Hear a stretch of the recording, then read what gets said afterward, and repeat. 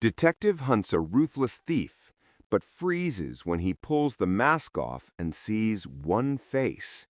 Before we begin, let us know in the comments which city you're watching from. And at the end, don't forget to rate this story from 0 to 10. Enjoy the story. The office of Jack Calloway smelled of stale coffee, wet wool, and the kind of cheap bourbon that burns your throat just by looking at it. It was located on the third floor of a crumbling brick building in Hell's Kitchen, right above a laundromat that vibrated the floorboards every time the spin cycle hit. Jack sat with his boots up on the scarred oak desk, watching the rainwater streak down the grime-covered window. He was 32, but his eyes looked 50. He had the kind of face that looked like it had been chiseled out of granite and then left out in the storm a little too long. Handsome, but rough.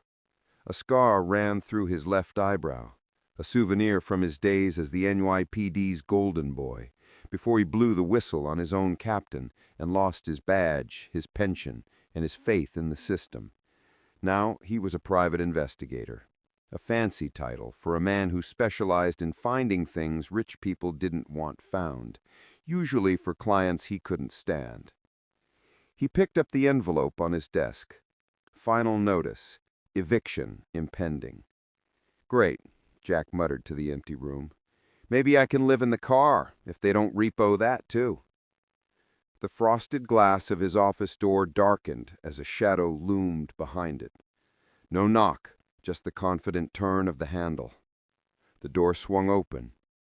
The man who walked in didn't belong in Hell's Kitchen. He belonged in a boardroom overlooking Central Park, or perhaps on the deck of a yacht in Monaco. He wore a charcoal suit that fit him like a second skin, likely Italian, likely costing more than Jack made in a year. He was flanked by two security guards who looked like refrigerators in sunglasses. "Mr. Calloway," the man said. He didn't offer a hand. He looked around the dusty office with a curl of his lip as if afraid he might catch poverty just by breathing the air. Jack didn't take his feet off the desk. He took a slow sip of his cold coffee. "I know who you are," Jack said, his voice a low rumble. "Alistair Thorne, real estate mogul, shipping magnate, and the guy who just bought half the waterfront to build luxury condos nobody can afford. To what do I owe the displeasure?" Thorne ignored the jab. He pulled a handkerchief from his pocket and dusted off the wooden chair opposite Jack before sitting down with stiff, regal precision. "I have a problem, Mr. Calloway, a pest problem." "Call an exterminator," Jack deadpanned. "This pest," Thorne continued, his eyes cold and hard like flint, "is costing me millions. The press calls him the Shadow. Perhaps you've read the papers?" Jack shrugged. "I try not to. The ink stains my fingers." "The Shadow. He's the high-end cat burglar, right? Hit the Vanderwoodson penthouse last month. Cleaned out the safe without tripping a single alarm." "Last night he hit me," Thorne said. The calm facade cracked for a second, revealing a violent anger underneath. "He bypassed a biometric security system worth $3 million. He ghosted past armed guards. He entered my private vault and took something irreplaceable." "Let me guess," Jack said. "Insurance fraud?" Thorne's eyes narrowed. "A diamond necklace, the Star of Azure. It has been in the Thorne family for 4 generations. It is worth $12 million. But the value is not the point. The point is the violation. No one steals from me, Calloway. No one." "Sounds like a job for the NYPD," Jack said, finally swinging his legs down and leaning forward. "Why come to me? You've got the police commissioner on speed dial." "The police are blunt instruments. They will stomp around, leak to the press, and drag my name through the mud. I need a scalpel. I need someone who knows how to operate in the gutter, because that's where he lives. I want the necklace back, and I want the thief found. Quietly." Jack studied him. Thorne was lying. Not about the theft, but about the motive. Men like Thorne didn't care about heirlooms. They cared about reputation. If word got out that Alistair Thorne was vulnerable, his stock prices would tank. "I'm expensive," Jack said. "I'm rich," Thorne countered. $50,000, plus expenses. 25 up front. Thorne didn't even blink. He snapped his fingers, and one of the refrigerator-sized guards stepped forward, placing a thick envelope on the desk. "Done," Thorne said, standing up. "Be at my estate in the Hamptons tomorrow morning at 8 a.m. sharp. That is where I am interrogating the staff. I suspect inside help. No one gets past my security without a key or a code." Jack picked up the envelope. It felt heavy. It felt like rent, food, and whiskey for 6 months. It felt like selling his soul, just a little bit. "I'll be there," Jack said. Thorne buttoned his jacket. "Do not disappoint me, Calloway. I destroy my enemies, but I am even worse to those who fail me." He walked out, leaving the scent of expensive cologne to battle with the smell of stale coffee. Jack looked at the money, then at the rain outside. "Just a job," Jack whispered to himself. "Get the rock, catch the bad guy, get paid. Simple." He had no idea that he had just signed a contract that would dismantle his entire life.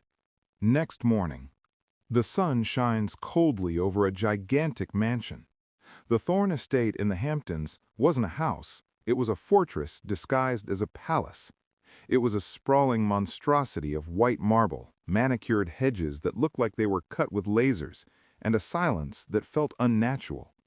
There were no birds singing in the trees. Even nature seemed afraid to make noise on Alistair Thorne's property.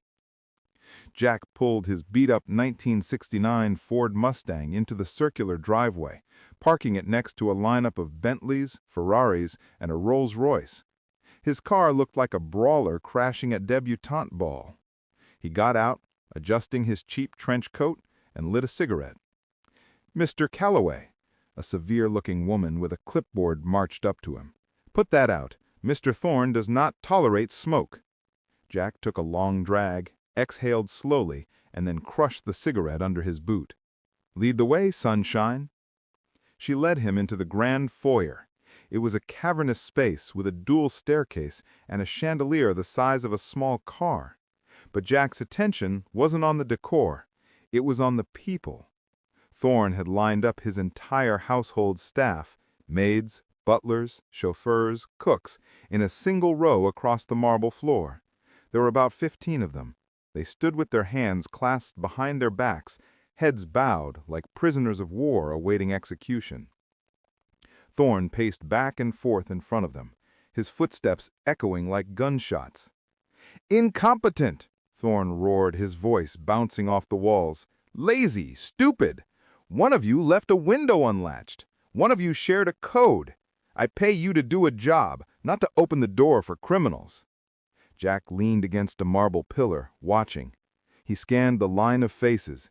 Most looked annoyed, some looked bored, clearly used to Thorne's tantrums. The head butler, a man who looked like he was carved out of wood, stared straight ahead. But then Jack's eyes stopped. Near the end of the line, there was a girl. She couldn't have been more than 25. She wore a simple black maid's uniform with a white apron, but on her it looked less like a uniform and more like a costume she was uncomfortable in. She was small, delicate. Her hair was a dark chestnut, pulled back in a severe bun, but a few loose strands framed a face that was pale with genuine terror. She was trembling, visibly shaking. Her hands were clasped in front of her apron, her knuckles white from the pressure. Thorne stopped pacing. He turned and marched straight toward her. "You," Thorne barked, pointing a finger in her face. "Elena, you were cleaning the library last night. That is where he entered. The window was bypassed. Did you unlock it?" The girl, Elena, flinched as if he had slapped her. She looked up and Jack saw her eyes. They were large, doe-like, a striking shade of emerald green, and they were swimming with tears. "No, sir," she whispered, her voice soft, melodic, but cracking with fear. I locked everything. I promise. I double-checked. Liar. Thorne stepped closer, invading her personal space. You were the only one in that wing. Did you see him? Did you help him? I didn't, she cried, a tear slipping down her cheek. I heard a noise. Glass breaking. I was scared. I hid in the supply closet. I thought he was going to kill me. You hid? Thorne scoffed, his face twisting into a cruel sneer. Coward! You let a thief walk out with my property because you were too busy cowering among the brooms? I'm sorry, sir. Sorry doesn't bring back my diamond. Thorne raised his hand. It was a threatening gesture, open-palmed as if you were about to strike her across the face. Elena squeezed her eyes shut and braced for the blow. Jack moved. He didn't think. He didn't calculate. He crossed the distance in 3 long strides, his boots slamming on the marble. Just as Thorne's hand began to descend, Jack caught his wrist in midair. The sound of the catch was a dull thud of flesh on flesh. Thorne froze. He looked at his wrist, then up at Jack. Jack's grip was iron. His face was stone. That's enough, Jack said. His voice was low, quiet, but it carried a weight that silenced the entire room.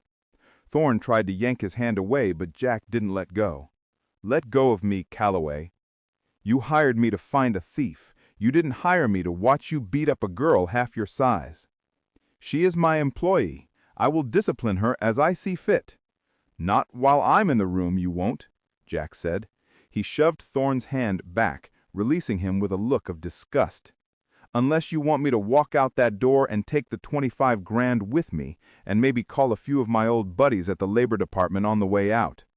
Thorne adjusted his cufflinks, his face red with humiliation.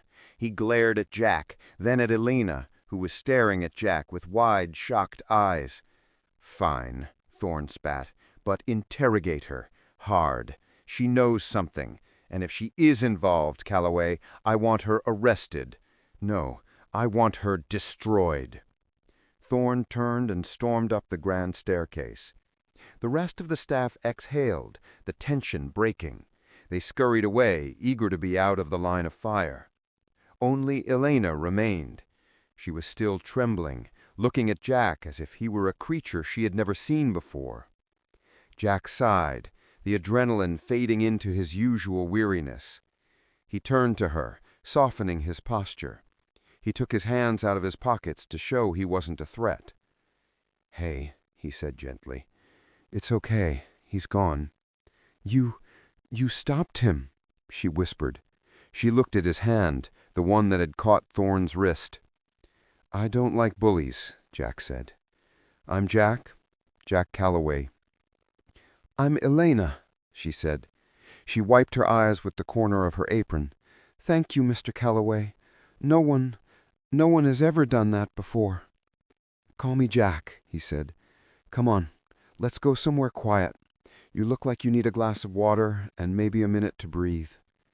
She nodded, sniffing. "The garden? It's quiet there."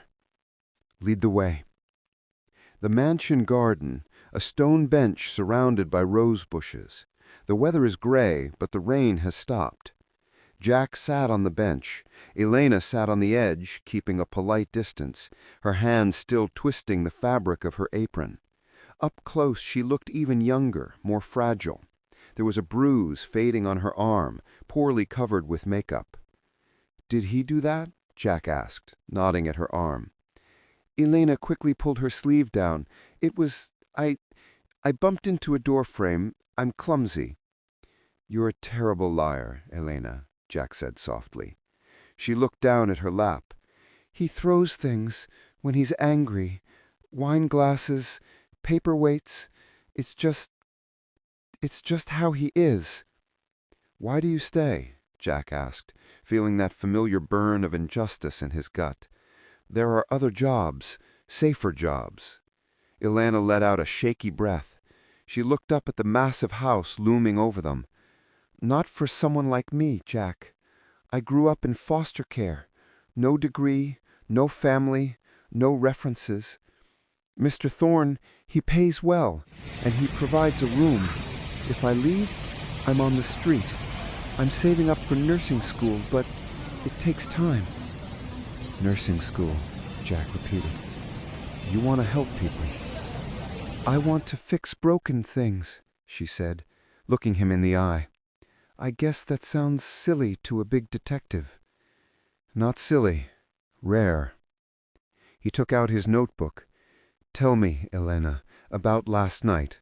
Start from the beginning, and don't leave anything out. She took a deep breath. I was polishing the mahogany in the library. It was late, maybe 11 p.m. The storm was loud. I thought I heard a scratching sound, like metal on glass. I looked at the terrace doors. Her voice dropped to a whisper, her eyes widening as if reliving the terror. I saw him, a shadow. He was dressed in all black, tight gear, like a soldier. He hung upside down from the top of the window frame, like a spider. He cut the glass, a red laser.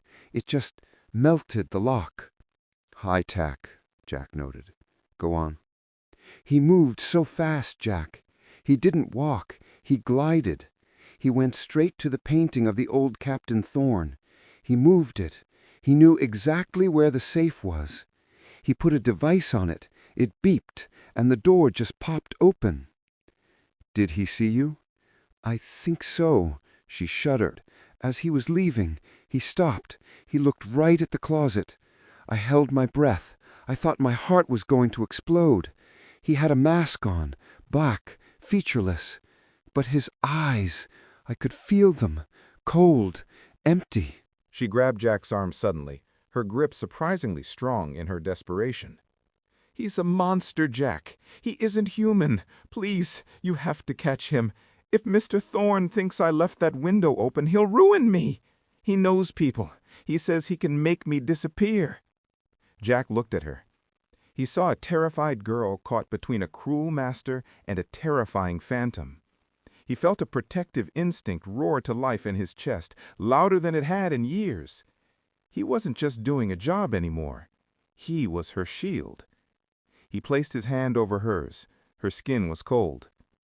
He won't touch you, Jack promised. His voice was grim, final. I'll handle Thorne, and I will catch this shadow. He made a mistake coming here. What mistake? He scared you. And now I'm going to make sure he never scares anyone again. Elena looked at him. For a fleeting second, an unreadable expression crossed her face. Something calculating, perhaps even a flash of pity? But it vanished instantly, replaced by a grateful, tearful smile. Thank you, Jack. You're a hero. I'm just a guy doing a job, he grunted, standing up. Stay close to the house today. I'm going to check the perimeter. Jack walked away, heading toward the library window to look for clues. He felt tall. He felt purposeful. Behind him, Elena watched him go. Slowly, the fear melted off her face like wax near a flame. Her posture straightened. The trembling in her hands stopped instantly.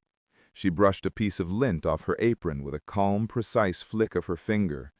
Her green eyes, no longer watery, sharpened into focus. She watched the detective examine the window latch she had expertly picked the night before to stage the break-in. A hero, she whispered to herself, her voice devoid of the soft, melodic tremble she had used with him. It was a low, confident tone. That's the problem with heroes, Jack. They're so easy to predict.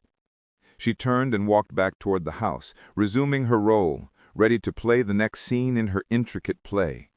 The detective was hooked. Now, she just had to reel him in. Late at night, the Thorne Mansion library. Dark, full of shadows and old books that no one reads. Jack stood in the library, the scene of the crime. The police had already dusted for prints and found nothing. They had declared it a professional job and moved on to easier cases, like parking tickets. But Jack didn't move on. He stood by the open safe, shining his flashlight at the hinges. He wasn't looking for what was there, he was looking for what shouldn't be. You're a ghost, Jack muttered to the empty room. But even ghosts leave ectoplasm. He pulled out a magnifying glass, old school. He traced the edge of the window frame where Elena said the thief had entered. The police report said the lock had been melted by a laser. Clean, precise. But Jack looked higher. He looked at the stone gargoyle perched just outside the window frame. There, caught in the rough granite of the gargoyle's claw, was something tiny, a flicker of black. Jack used tweezers to pull it free. It wasn't just thread, it was a fiber. He held it up to the light. It didn't fray like cotton or snap like polyester. It shimmered with a dull matte finish. High tensile polymer. Tri-weave silk. He knew what this was. He'd seen it once before on a case involving a base jumper who crashed into a billboard. This wasn't climbing gear. This was wingsuit material. The realization hit him like a physical blow. He didn't climb down, Jack realized, looking out at the dizzying drop to the rocky cliffs below the estate. He jumped. He glided in. This thief wasn't just a burglar. He was an adrenaline junkie, a daredevil with military-grade equipment. Footsteps echoed in the hallway. Jack quickly pocketed the evidence. He turned to see Thorne standing in the doorway, holding a glass of brandy, looking impatient. "Well, Calloway, are you admiring the architecture, or have you found my necklace?" "I found something better," Jack said, keeping his face neutral. "A pattern. Your thief isn't local. He's using gear you can't buy at a hardware store. This is specialized." "I don't pay you for theories," Thorne snapped. "I pay you for results. My insurance company is asking questions I don't want to answer." "You'll get your results," Jack said, "but I need full access. I need to know every shipment coming in and out of this house, and I need to stay in the main house, not the cottage. If he comes back, I need to be seconds away." Thorne swirled his brandy, eyeing Jack with disdain. "Fine. There is a guest room in the east wing, but stay out of my way, and keep away from the staff. I don't want you distracting them." "Wouldn't dream of it," Jack lied. As Thorne walked away, Jack checked his watch. It was 11 p.m. The kitchen lights were still on. In the mansion kitchen. Bright, sterile, filled with stainless steel. Elena was scrubbing a massive copper pot. Her arms ached. She had been working since 5 a.m. The other staff had gone to bed, but Thorne had demanded a late-night soufflé and then decided he didn't want it, leaving Elena to clean the mess. She scrubbed with a rhythmic, angry intensity. In her mind, she wasn't scrubbing a pot. She was scrubbing Thorne's face against the pavement. "You missed a spot." She jumped, nearly dropping the pot. She spun around, reaching for a knife on the counter instinctively, before stopping herself. It was Jack. He was leaning against the doorframe, holding 2 mugs of hot chocolate. He looked tired, his tie undone, his sleeves rolled up, revealing scars from years of fights. "Jack," she breathed, forcing her posture to slump back into a timid maid. "You scared me." "Sorry," he said, walking over. "Peace offering. I figured you could use the sugar." He handed her a mug. She took it, her hands warm against the ceramic. "Mr. Thorne, he keeps you working late," Jack observed, his eyes scanning the empty, spotless kitchen. "He likes things perfect," Elena said quietly. "If I leave a stain, he docks my pay. If I break something, well—" "He hits you," Jack said flatly. Elena looked down into her cocoa. "Not always.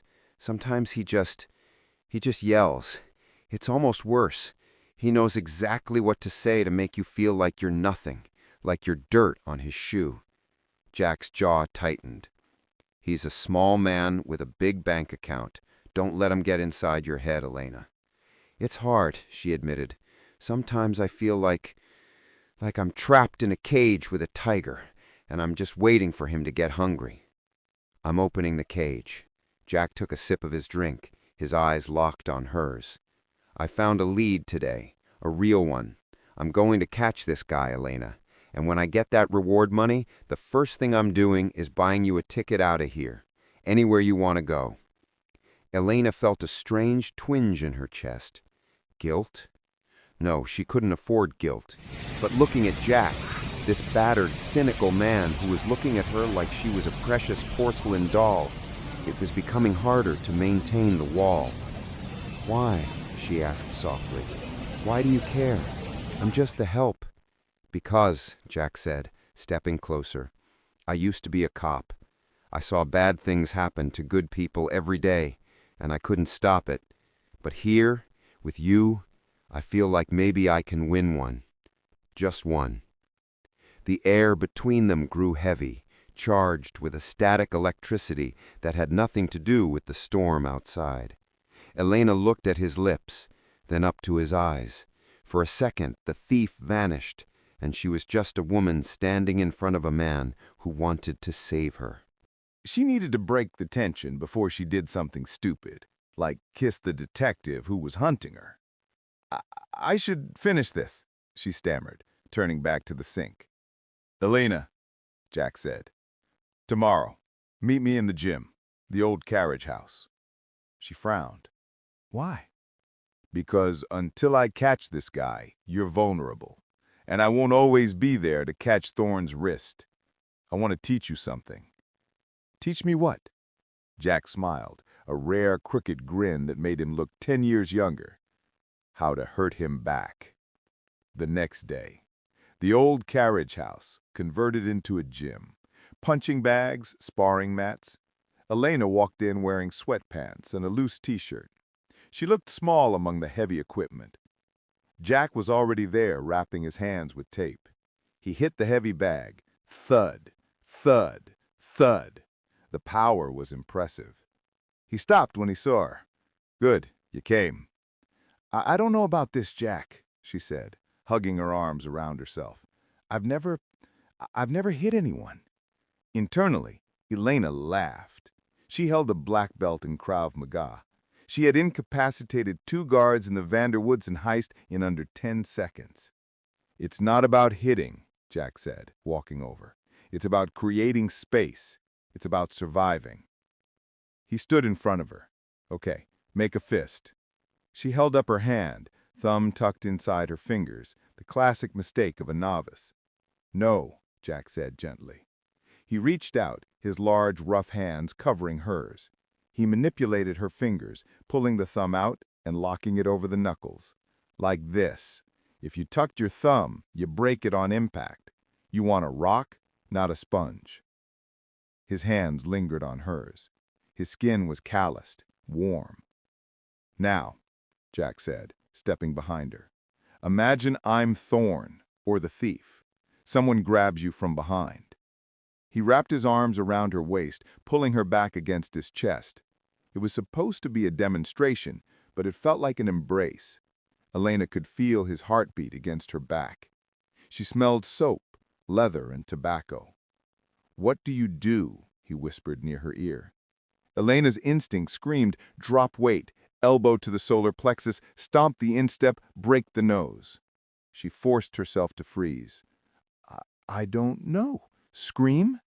"Screaming is good, but pain is better. Look." He guided her movement slowly. "Stomp on the foot, hard. As soon as his grip loosens, drive your elbow back. Here." He tapped his own ribs.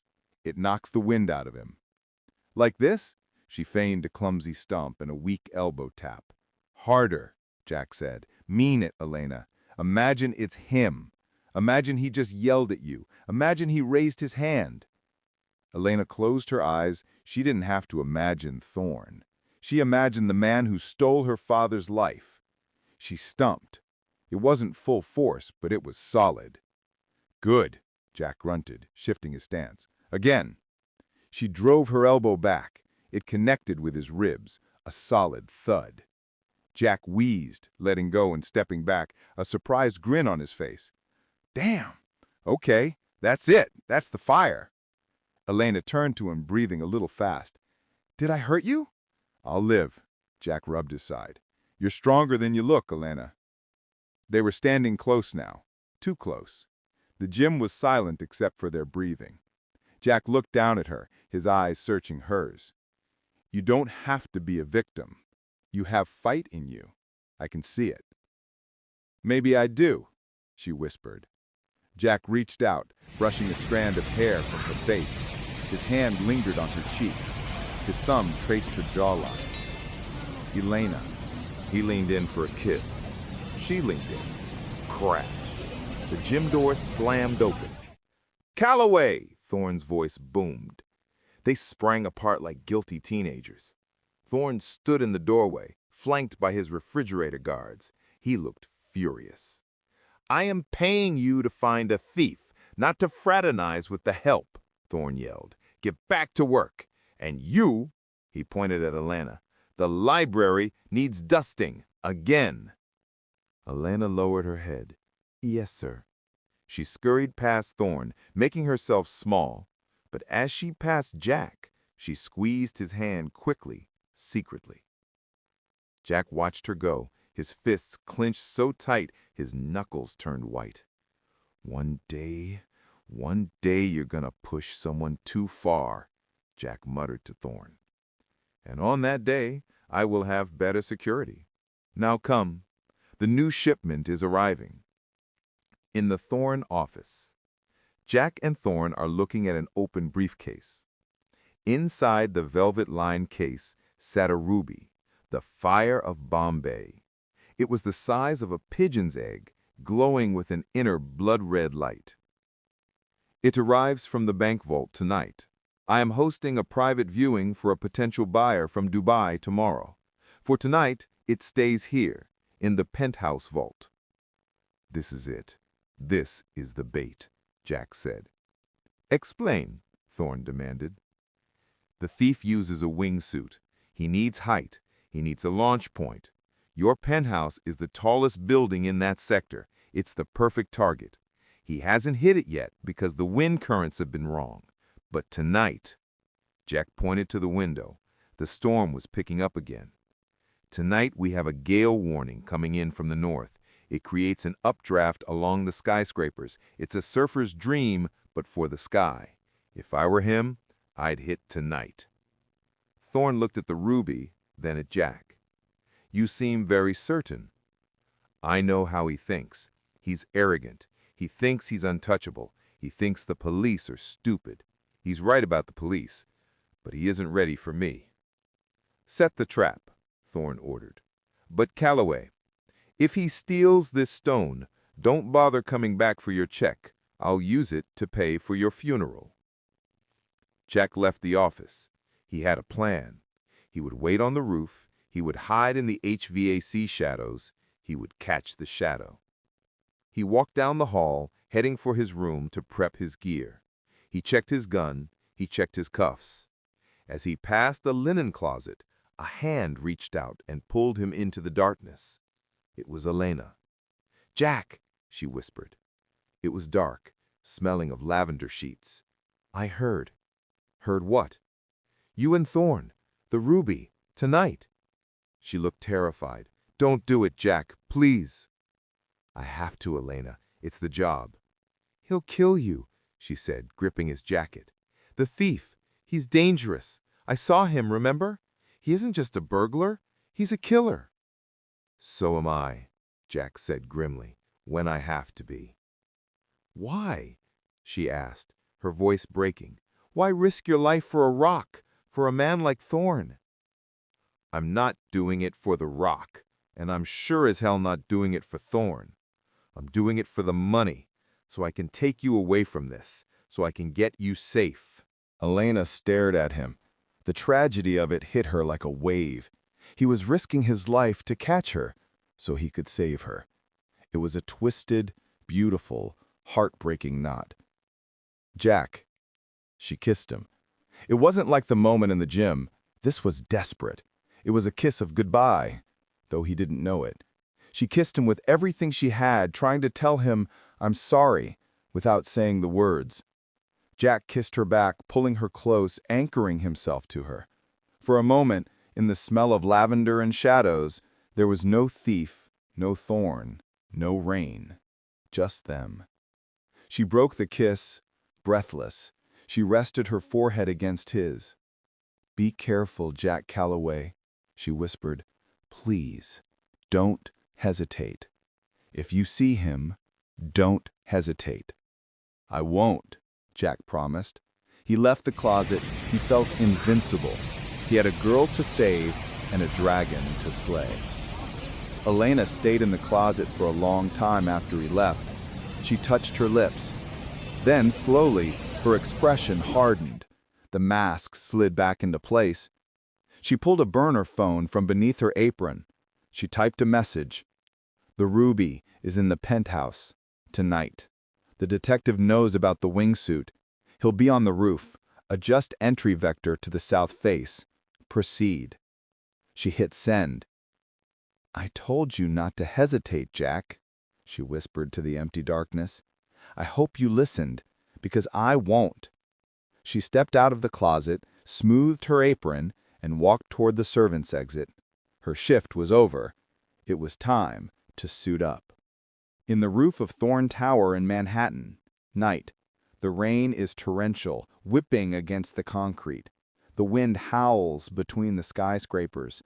Jack Calloway crouched in the dark recess behind a massive HVAC unit. He was soaked to the bone.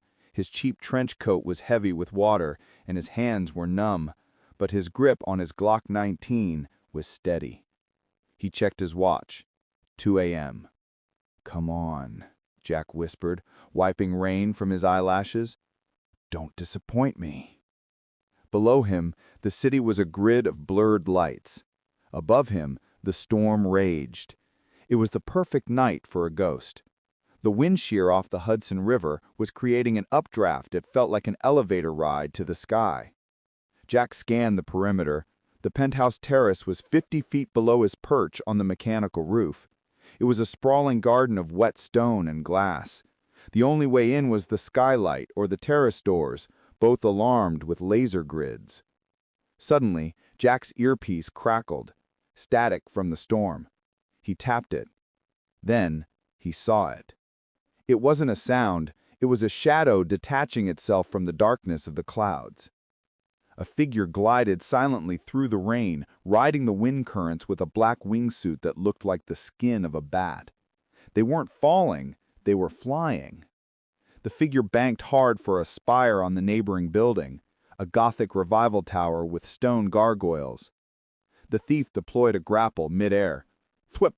The line caught the gargoyle. With a swing that defied gravity, the thief arced across the gap between the buildings, releasing the line at the apex of the swing and landing on Thorne's terrace with a roll so silent it was swallowed by the thunder. "Professional," Jack breathed, impressed despite himself. He didn't move. He watched. The thief stood up. They were dressed in sleek black tactical armor. A full-face ballistic mask covered their features. They moved to the glass doors. Jack watched through his binoculars. The thief pulled a device from his belt, a laser cutter. It glowed with an angry red light. The thief traced a circle around the lock mechanism. The glass hissed as it melted. Pop! The circle of glass fell inward. The thief reached in, unlocked the door, and slipped inside. "Gotcha," Jack said. He stood up, holstered his binoculars, and began his descent down the maintenance ladder. He didn't rush. He wanted the thief inside. He wanted them trapped. Inside the penthouse, dark, illuminated only by flashes of lightning. Inside, the thief moved with purpose. They didn't look around at the art or the furniture. They went straight to the library wall. The thief ran a gloved hand over the bookshelf. They found the hidden latch behind a fake edition of Dante's Inferno. The shelf swung open, revealing a steel wall safe. The thief pulled out a digital decoder. They attached it to the keypad. The numbers on the screen cycled rapidly. Click! The safe swung open. Inside sat the fire of Bombay. Even in the dark, the ruby seemed to pulse.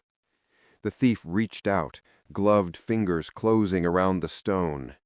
They dropped it into a pouch on their belt. "Too easy," the thief whispered. The voice was distorted by a modulator in the mask. They turned to leave.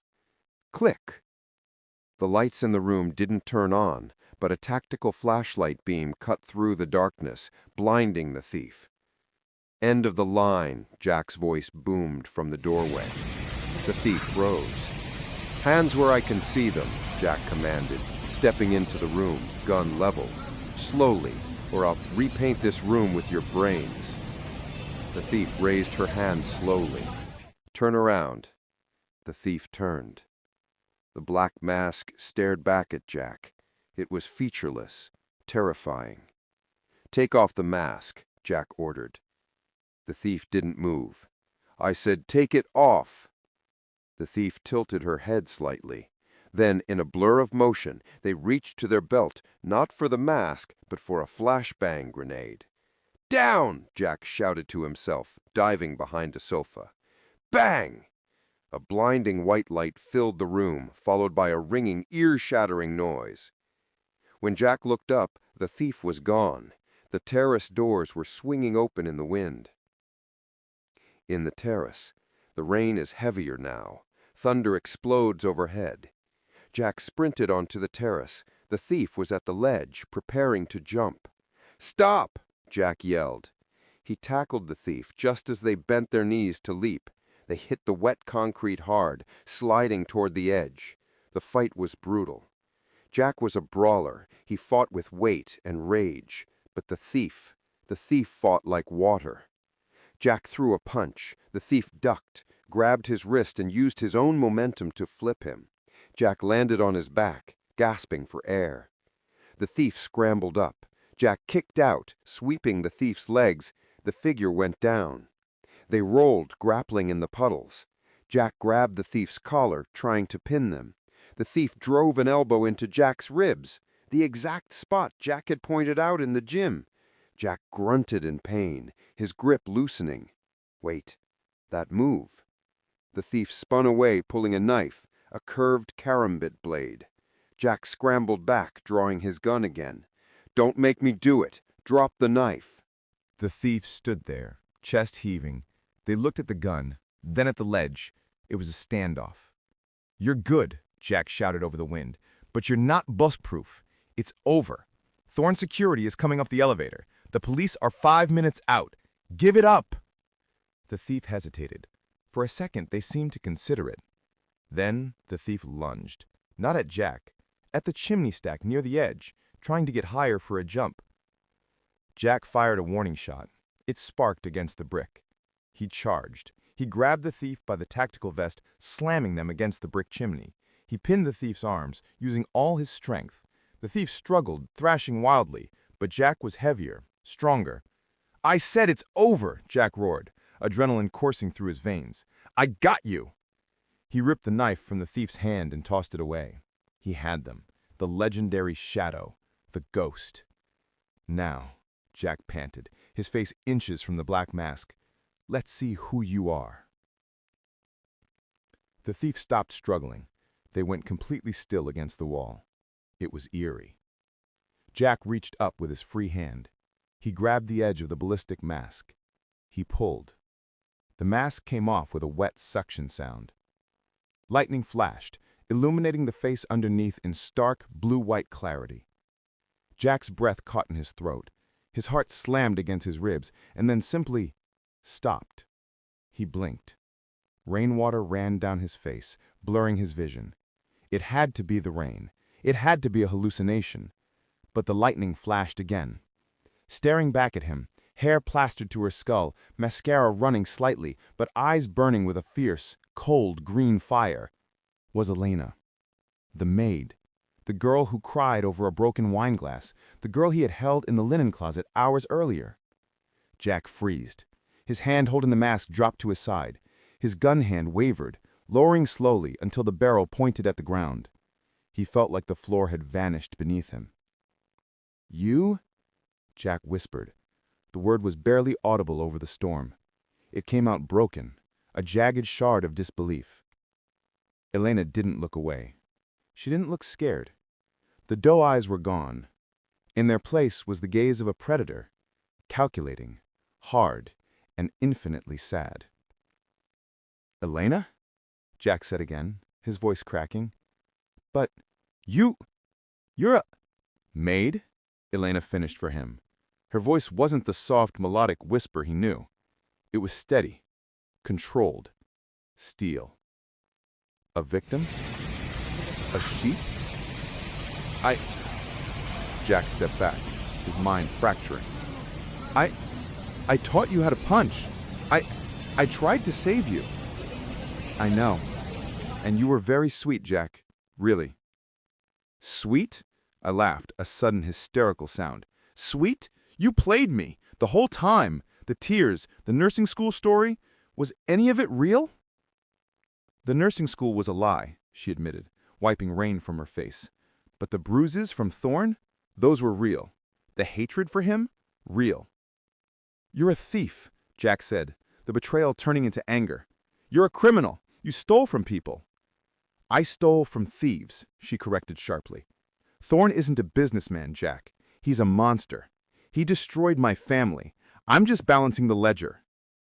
That's not justice, Jack shouted. That's revenge, and you used me to get it. You let me sleep in the cottage thinking I was protecting you while you were, what, laughing at me? No, she said softly.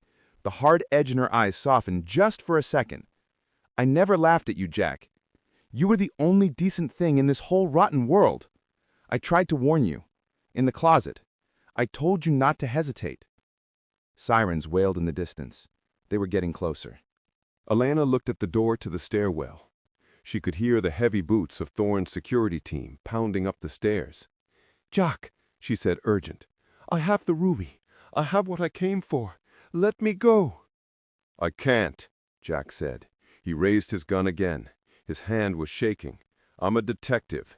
You're a suspect. I have to take you in." "You won't," she said. She didn't sound arrogant. She sounded certain. "Why? Because we kissed? Because I feel sorry for you?" "No," she said, taking a step toward the ledge. "Because you're the sheepdog, and you know, deep down, that I'm not the wolf. Thorne is." The door to the roof burst open. "There!" a guard shouted. Flashlight beams cut through the rain. "Open fire!" Bullets sparked against the concrete around them. "Jack!" Elena screamed. "I have to jump! Move!" Jack looked at the guards, then at Elena. He looked at the gun in his hand. He looked at the woman who had lied to him with every breath, but who somehow felt more real than anyone he'd met in years. He had a split-second choice: duty or heart, law or justice. He lowered the gun. He stepped aside. "Go!" he choked out. "Go!" Elena didn't hesitate. She sprinted for the edge. She leaped into the void, her wingsuit deploying, a black triangle snapping open against the wind. She caught the updraft, banking hard, soaring away from the building, disappearing into the concrete canyons of Manhattan. Jack stood there, soaked, defeated, and alone. The guards reached him. They surrounded him, guns drawn. "Where is he?" the head guard shouted. "Where is the thief?" Jack looked at the empty sky. He looked at the mask in his hand. He crushed it in his grip. "Gone," Jack said quietly. "He's gone." Thorne pushed through the guards. He looked at the empty ledge, then at Jack. "You failed," Thorne hissed. "You had him. I saw you on the monitor. You had him, and you let him go." "He was too fast," Jack lied, his voice dead. "You're fired, Calloway, and you'll be lucky if I don't have you arrested for incompetence." Thorne stormed off. Jack stayed on the roof. He looked down at the city. Somewhere out there, Elena was landing. She had the ruby. She had her revenge. And he had nothing but the memory of her eyes when she realized he wasn't going to shoot. "Who are you really, Elena?" he whispered to the rain. He didn't know yet, but he was going to find out. Not to arrest her, but because he needed to know if any part of the girl he fell for actually existed. The hunt wasn't over. It had just changed. 3 days later, Chinatown, NYC. The rain has stopped, but the asphalt still glistens, damp and dirty. Storefront neons reflect in the puddles. Jack Calloway hadn't slept in 72 hours.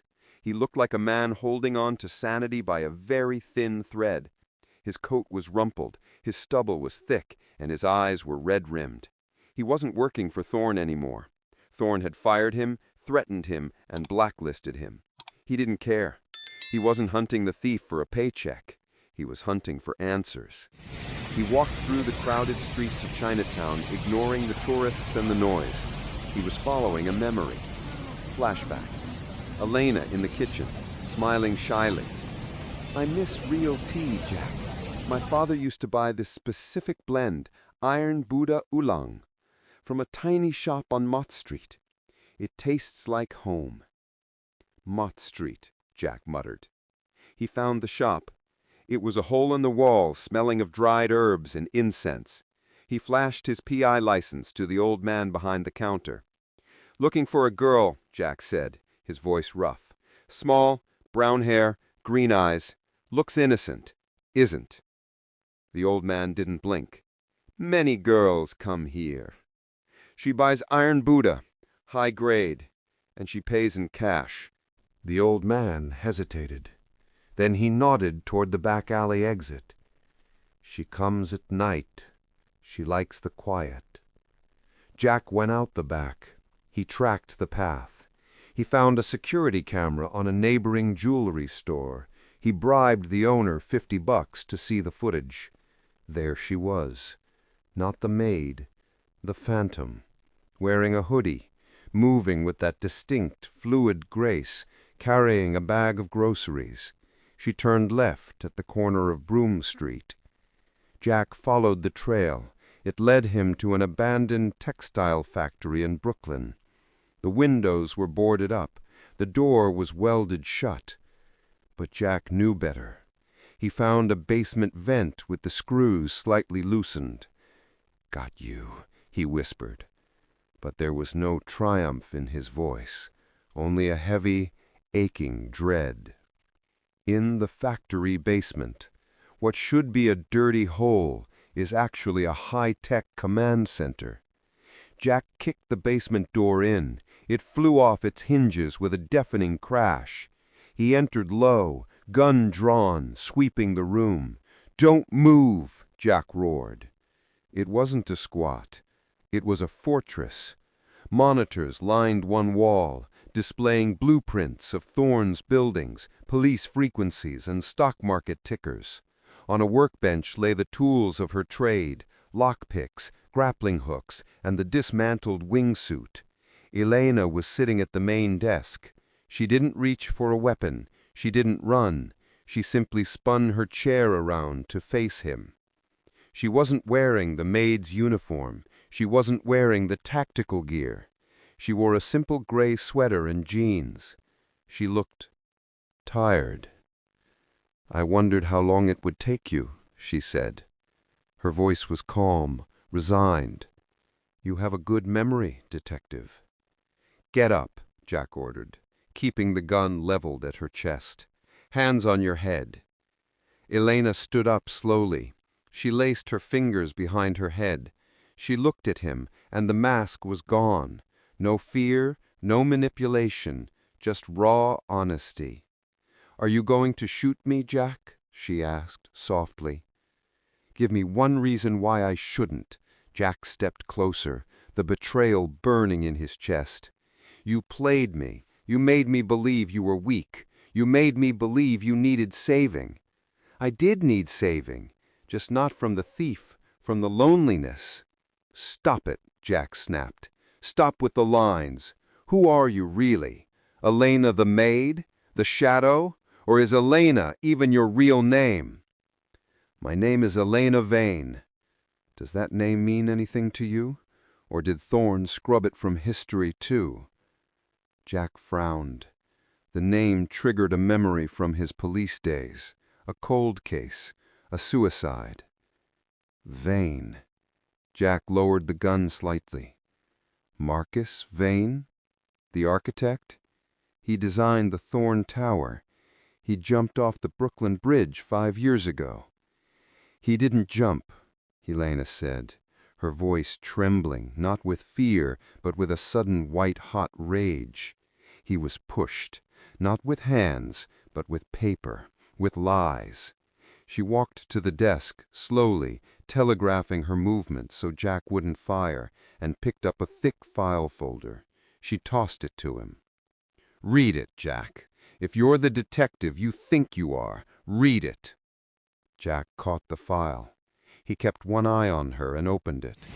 It was a forensic accounting report. Bank transfers, emails, forged signatures. My father was Alistair Thorne's partner. He was the genius. Thorne was just the money. But Thorne got greedy. He wanted the whole empire. He forged documents implicating my father in a massive embezzlement scheme. He froze our accounts. He ruined my father's reputation overnight. Jack scanned the documents. They looked authentic. It was a classic frame-up. Brutal. Efficient. Thorne told him he'd send him to prison for 20 years unless he signed over his shares and his pension. My father, he was a proud man. He couldn't live with the shame of being called a thief. He couldn't handle the thought of me seeing him in cuffs. So he took the honorable way out. Jack looked up. Elena was crying now. These weren't the fake tears of the maid. These were tears of 5 years of grief. "He left me with nothing," Elena whispered. "I was 19. I lost my home, my dad, my name. I became a ghost." "So you became a thief," Jack said. His anger was fading, replaced by a heavy sadness. "I trained," she said fiercely. "I spent 5 years learning everything I could. Parkour, safe-cracking, social engineering. I didn't want his money, Jack. I wanted justice. I stole from his partners to hurt his reputation, to make him look weak, to make him bleed." "The ruby," Jack said. "Why the ruby?"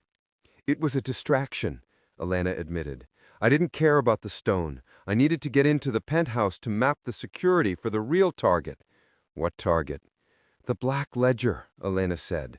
"Thorne keeps a physical book, Old Habits. It records every bribe paid to city officials, every forged document, every stolen pension fund, including my father's. It's the only proof that exists." Jack looked at the file in his hand, then at the woman standing before him. She wasn't a villain. She was a daughter, trying to clear her father's name, in a world where the law was bought and paid for by men like Thorne. "You used me," Jack said, the hurt still lingering in his voice. "You let me sleep in that cottage, thinking I was your hero, while you were planning a heist?" "I needed a shield," she said, stepping closer. "Thorne is paranoid. He suspects everyone, but he ignored the scared little maid. And having a tough, cynical PI vouch for me, it was the perfect cover." She stopped a foot away from him. She looked up into his eyes. "But what happened between us? The talks in the kitchen, the gym, the way you looked at me? That wasn't the plan, Jack. I didn't plan to fall for the sheepdog." Jack looked at her. He wanted to arrest her. He wanted to kiss her. He wanted to punch a wall. "You tracked me," Elena said, "which means you're good, but you're not the only one looking." Jack stiffened. "What do you mean?"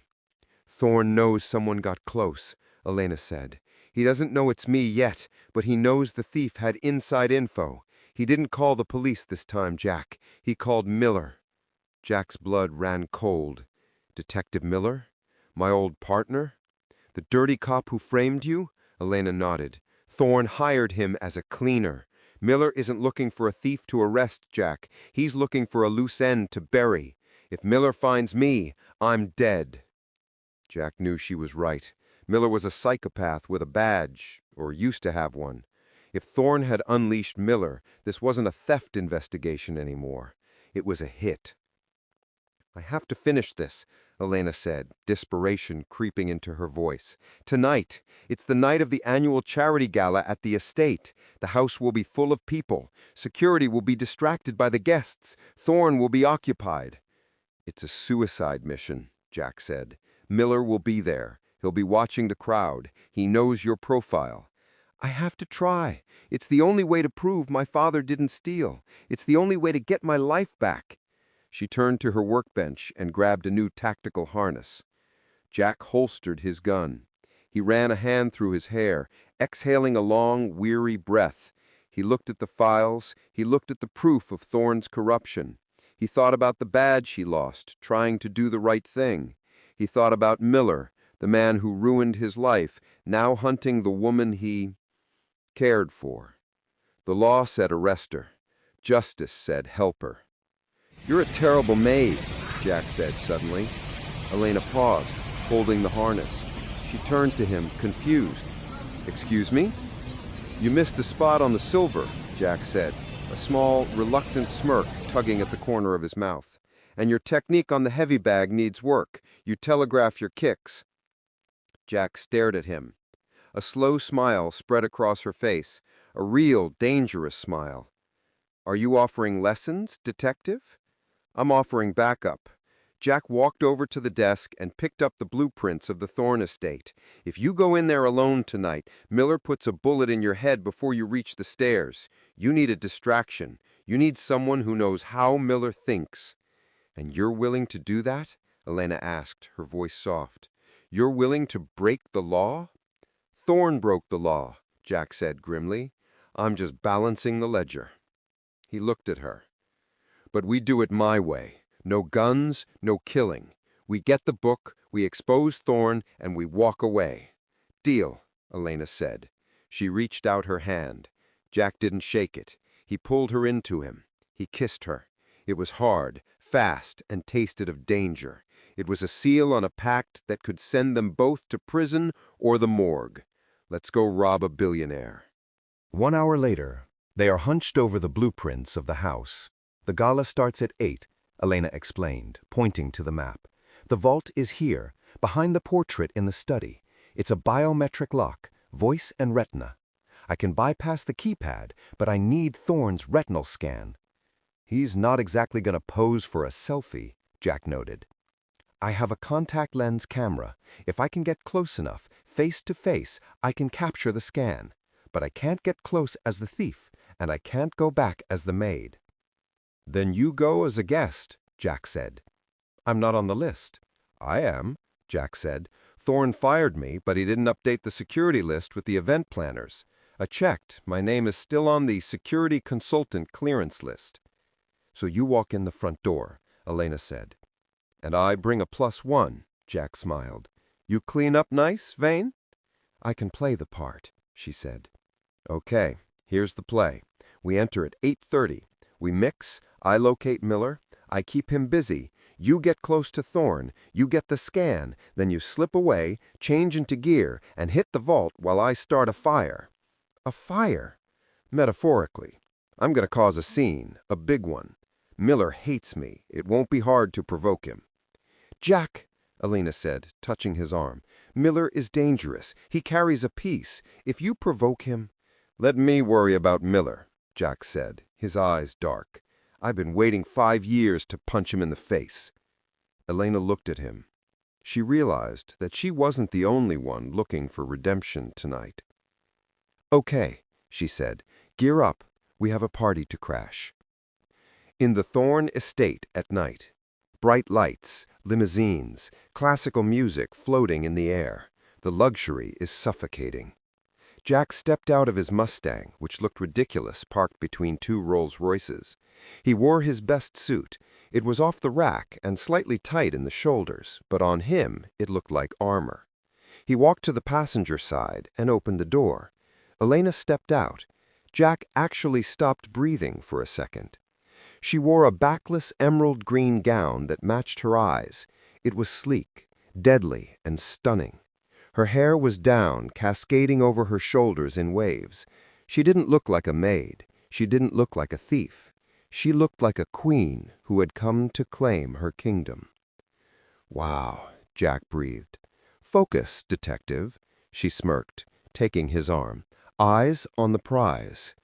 "You are the prize," he muttered, guiding her toward the entrance. They walked up the grand steps. The security guard checked his clipboard. "Name?" "Jack Calloway, security consultant." The guard scanned the list. He frowned. "I thought Mr. Thorne—" "Mr. Thorne wants me to double-check the perimeter protocols," Jack lied smoothly. Unless you want to be the one to tell him you delayed his consultant." The guard hesitated, then waved them through. "Go ahead." They stepped into the ballroom. It was a sea of tuxedos and diamonds. Champagne flowed like water. In the center of it all, Alistair Thorne held court, laughing, holding a glass of vintage crystal, completely unaware that the two people who could destroy him had just walked through his front door. "Do you see him?" Elena whispered, keeping a smile plastered on her face for the room. Jack scanned the crowd. His eyes locked on a figure standing by the bar. A man with a buzz cut, a scar on his neck, and a suit that bulged slightly under the left armpit. "Miller," Jack growled. "Yeah, I see him." "He looks like a shark," Elena noted. "He is," Jack said. "Okay, phase 1. Get the scan. I'll intercept the shark." Jack squeezed her hand. "Elena." She looked at him. "If this goes south, if I give the signal, you run. You don't wait for me. You run and you don't look back. Understand?" "I'm not leaving you, Jack." "Promise me." She hesitated. "I promise to get the ledger, and I promise to come back for you." That was the best he was going to get. "Go," Jack said. Elena slipped into the crowd, moving toward Thorne. Jack loosened his tie slightly, cracked his neck, and began walking straight toward the man who had ruined his life. The alliance was set. Now the war began. In the Thorne Mansion ballroom, the party is in full swing. The ballroom was a kaleidoscope of wealth. Crystal chandeliers dripped light onto diamonds and silk. A string quartet played Mozart, but underneath the music there was a hum of power and corruption. Jack Calloway moved through the crowd like a shark in a koi pond. He felt out of place, but his focus was razor sharp. He wasn't looking at the guests. He was looking at Detective Miller. Miller was standing by the bar, nursing a whiskey. He looked bored, scanning the room with dead eyes. He was a big man, thick-necked, with knuckles scarred from years of interrogating suspects in back alleys. Jack adjusted his earpiece. "I have eyes on Miller. I'm engaging. You have 5 minutes, Elena. Get the scan and get out." "Copy." Elena's voice whispered in his ear. "Be careful, Jack. He fights dirty." "So do I," Jack muttered. He walked up to the bar. He signaled the bartender. "Club soda, lime." Miller turned slowly. He looked at Jack, and a slow, ugly smile spread across his face. "Well, look what the cat dragged in. Jack Calloway. I heard you were reduced to chasing cheating husbands and lost dogs. What are you doing here? Cleaning up the spills?" Jack took his drink. He didn't sip it. "I'm consulting, Miller. Thorne needed someone competent." Miller's smile vanished. "Watch your mouth, Jack. You don't have a badge to protect you anymore. You're just a civilian. A civilian I can toss out in the alley and beat until you forget your own name." "You took my badge," Jack said, his voice low, calm, but vibrating with 5 years of suppressed rage. "You did what I had to do," Miller shrugged. "You were a Boy Scout in a man's world, Jack. You didn't understand how the game is played. Thorne pays well. The NYPD pays peanuts. It was a business decision." "Is that what you call it? Business? Killing Marcus Vane was business? Framing a good man?" Miller's eyes narrowed. His hand drifted toward the inside of his jacket. "You're asking dangerous questions, Jack. Questions that get people hurt." "I'm done asking." He saw Elena across the room. She was laughing at something Thorne said, leaning in close, her hand on Thorne's arm. She was playing her part perfectly. She needed a distraction. Jack looked Miller in the eye. "You know what, Miller? You always had a glass jaw." "You did what?" Jack didn't let him finish. He put his entire body weight into a right hook. Crack! His fist connected with Miller's jaw.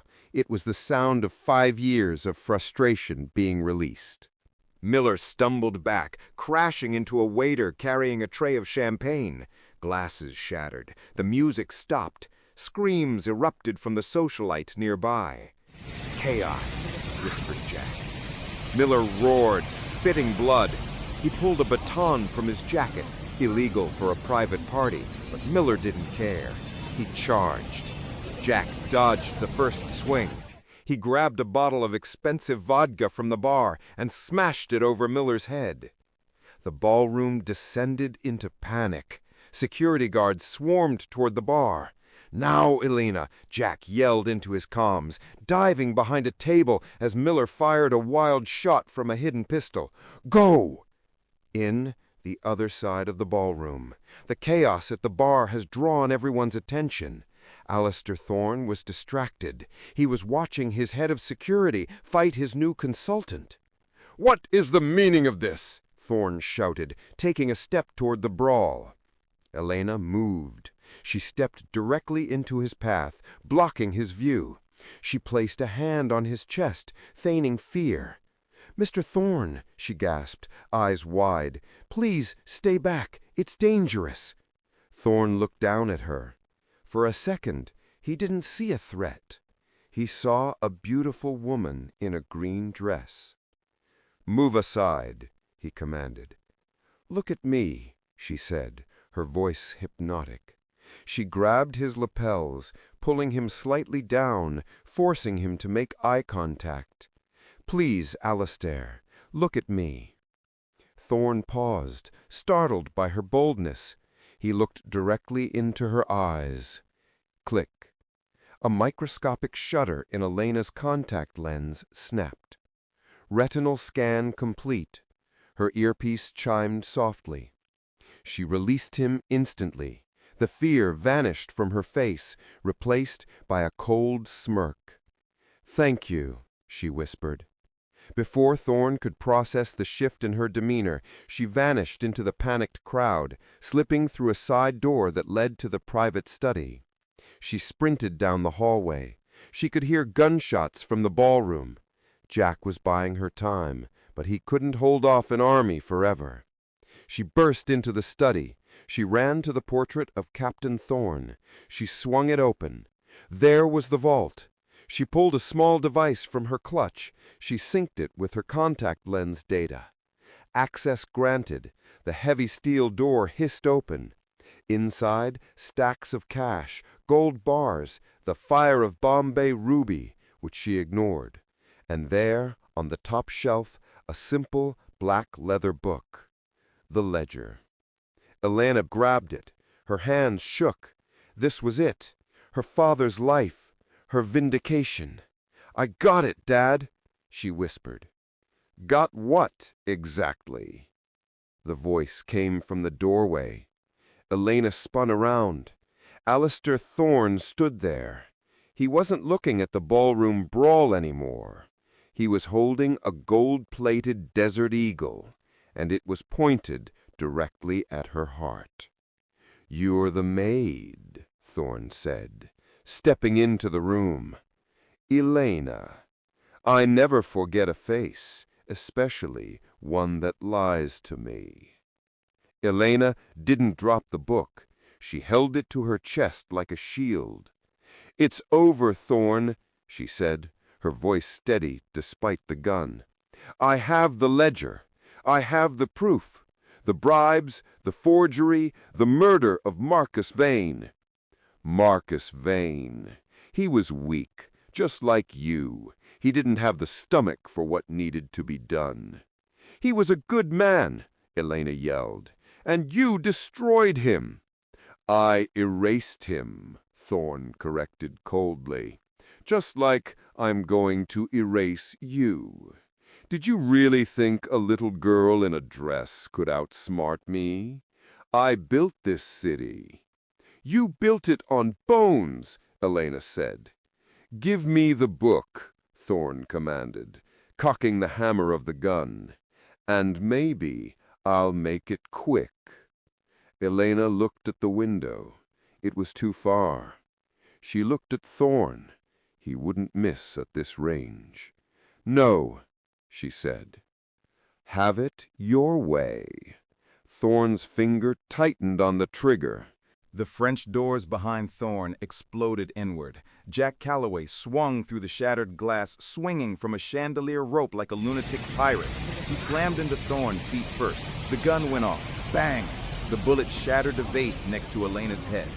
Jack and Thorne hit the floor. Jack was already battered. His face was bruised, his lips split, his suit torn. But he fought with the desperation of a man in love. He punched Thorne. "That's for Elena!" Thorne bucked him off, scrambling for the gun. Jack tackled him again. They rolled. Thorne grabbed a heavy crystal decanter and smashed it against Jack's shoulder. Jack cried out, his arm going numb.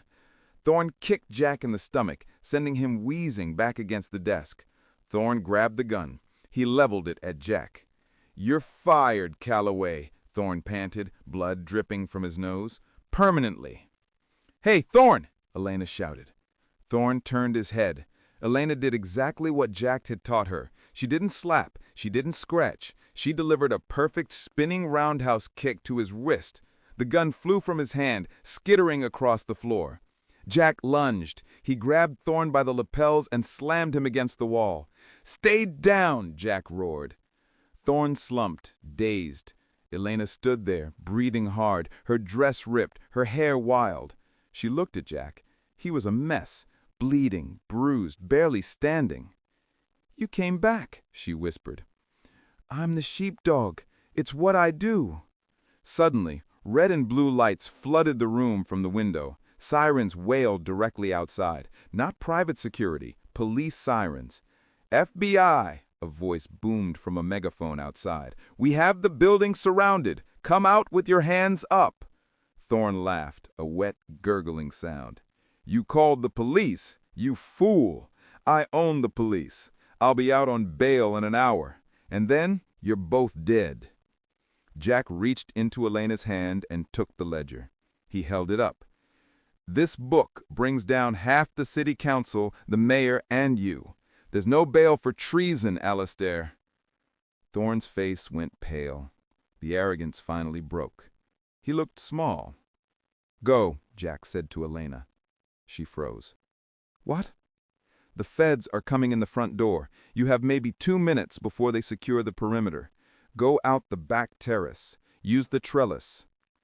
"Jack, I can't leave you." "You have the ledger. That's your insurance and your vindication. If they catch you here, you go to prison for the burglary. You can't clear your father's name from a cell." "Come with me," she pleaded. "I can't," Jack shook his head. "Someone has to stay and give the statement. Someone has to make sure Thorne doesn't talk his way out of this." He walked over to her. He touched her face. "Run, Elena. Be a ghost." She looked at him, tears streaming down her face. She realized this was it. He was giving her life back.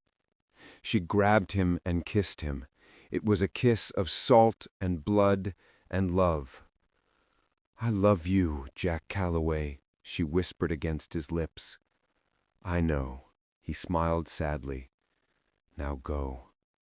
She turned and ran to the window. She paused on the sill, looking back one last time.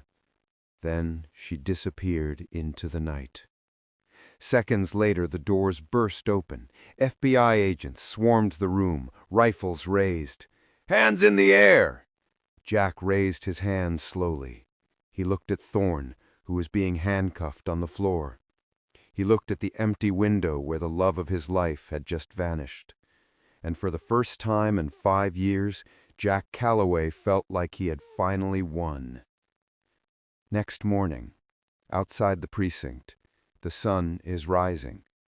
Jack walked out of the precinct. He was tired. His arm was in a sling.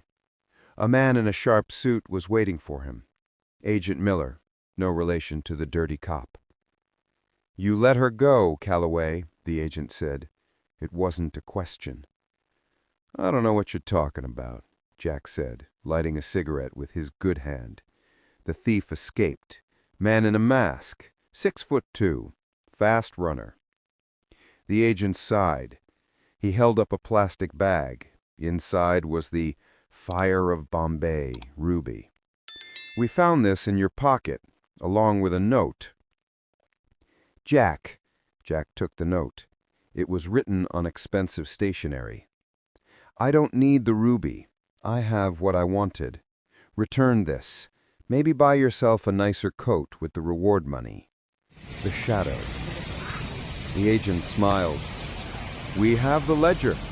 Thorne is going away for life. His entire network is crumbling. We recovered millions in stolen assets, including your pension, by the way. Jack blinked. My pension? It was in the book. Thorne bribed the captain to fire you. You're a hero, Jack. We can overlook the one suspect that got away. The agent clapped him on the shoulder and walked away. Jack looked at the sunrise. He had his reputation back. He had his money, but the city felt empty. Jack's office, renovated, clean. A new sign on the door. Calloway Investigations. Jack sat at his new desk. He wasn't drinking bourbon. He was drinking tea. Iron Buddha Oolong. The business was booming. He was respectable again. But every time the door opened, his heart jumped. It opened. A woman walked in. She wasn't wearing a maid's uniform. She wasn't wearing tactical gear. She wore a sharp, cream-colored business suit, heels, and sunglasses. She looked like $1 million. She carried a briefcase. I hear you're hiring, she said. Her voice was confident, playful. Jack stood up slowly. He couldn't believe it. Elena? She took off her sunglasses. Those green eyes sparkled. My name is Elena Vane. My record has been expunged thanks to a very helpful FBI agent who liked the intel I gave him on the other syndicates. She placed the briefcase on the desk. I'm looking for a job. I have a very particular set of skills: safe-cracking, surveillance, and making terrible coffee. Jack walked around the desk. He stood in front of her. You came back. I promised, she said. I told you. I stole the diamond, but you stole my heart. It seemed only fair to come back for it. Jack grinned.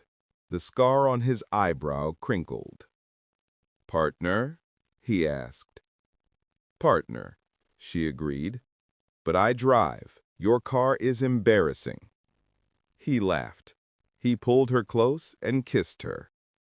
From a scared maid to a master thief, and finally, a partner. Elena found justice for her father, but she found something even more valuable with the detective who refused to give up on her. They say love is a crime, and in their case, they were the perfect accomplices. What did you think of Jack and Elena's story? Did you expect the maid to be the mastermind? Share your thoughts in the comments below. Rate this story from 0 to 10. What score would you give it? Subscribe to the channel and hit the bell to keep up with all our stories. And don't forget to check out more heartwarming and heart-pounding stories right here on the end screen.